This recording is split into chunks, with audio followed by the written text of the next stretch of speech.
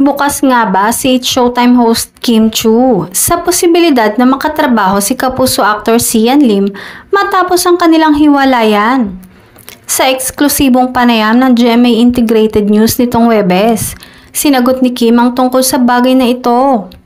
Okay lang naman, mag-guest siya sa Showtime or mag-prod siya.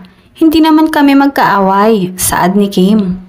Walang problema na makatrabahong muli ang kapuso actor at ex-boyfriend na si Sian ngayong nasa GMA Network na ang kanilang noontime show na It's Showtime.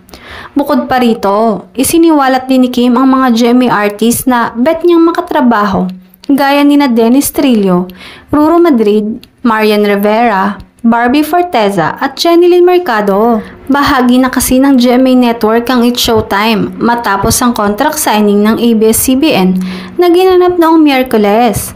In fact, mapapanood na ang naturang noontime show simula sa April 6, Sabado, mula alas 12 ng tanghali hanggang alas 12:30 ng hapon.